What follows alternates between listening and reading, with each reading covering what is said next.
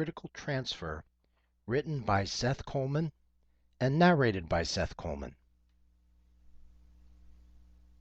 Prologue. The normally hot Southern California sun was subdued this morning by air heavily laden with moisture. From the hill high atop the reservoir, one could see for miles to the west across a sea of Los Angeles homes and on to the distant shore of the Pacific. Only the dark clouds gathering beyond the Carmel haze hampered the view in this direction.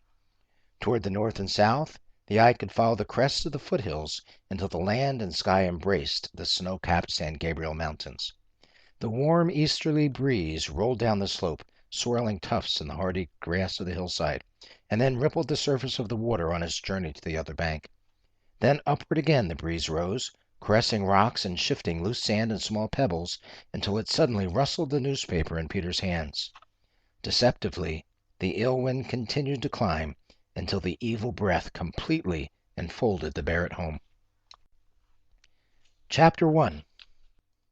Oblivious to the clouds forming in the west, Peter Barrett sat reading the Times on his patio, which was situated on an outcropping 30 steps down the hillside from his palatial home.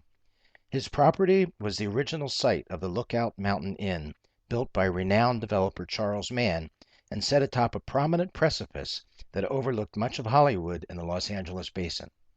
The inn had burned down in 1920 and was replaced several years later with Peter's English Tudor home. It was now completely surrounded by shrubs and flora that had grown unhindered for decades and seemed to drape over the steep canyon walls in brilliant hues of red, yellow, or purple, depending on the season. From a distance, the home seemed to be perched majestically at the pinnacle of Laurel Canyon and appeared to be the great regal crown of the community. The surrounding hills were heavily wooded and had remained a trendy spot for the nouveau riche for more than 100 years. The home was just a stone's throw from Hollywood, and the view of Los Angeles from this vantage point was magnificent. But this morning, Peter did not notice the panorama. The breeze from the canyon rustled the morning paper, blowing the article closer to his face and beckoning him to continue reading. During the night, a story had broken that would change his life forever.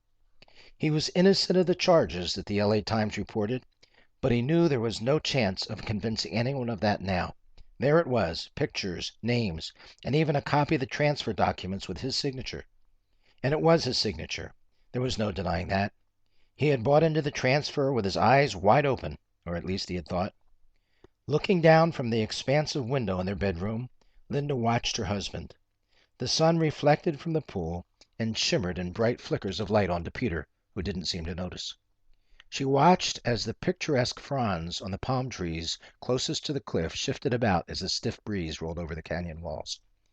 He meant more to her now than when they first had fallen in love. She looked at him and then to the dark clouds in the distance. She almost could hear them whispering that they were an omen of things to come. Less than an hour before, an unnerving call from her father had awakened her. The apprehension she felt had been a combination of coming out of a deep sleep and her father's urgent, angry tone as he spoke. She knew he was calling from his limousine. "Linda, this is your father." "I know, Daddy. Why are you calling me so early? Is Mother all right?" "Where is that son of a bitch husband of yours?" he said angrily. "Son of a bitch? What are you talking about?" she said, matching his tone. "I'm talking about Peter. That's who I'm talking about. I suppose my naive daughter doesn't have a clue as to the trouble he's in." "Daddy, calm down and tell me what's going on." "I'll tell you what's going on. You want to know what's going on? Just take a look at the front page of the morning paper. Then you'll find out, along with the rest of the world, what he's been up to while he's been screwing the two of us." "Dad, please stop." "Don't dad me. Your husband has milked me and my company for more than $70 million. Did you hear me? $70 million. There's no way I'll pull out of this one. Your mother and I are going to go bankrupt. And the scandal. When I get my hands on him, I'll kill him. I knew from the moment I met him that he was out for my money. I let him into the company against my better judgment, if you remember, and now he's taken me for everything I'm worth. I've been so stupid. I even trusted him enough to give him our access to our financial accounts. All because he's your husband.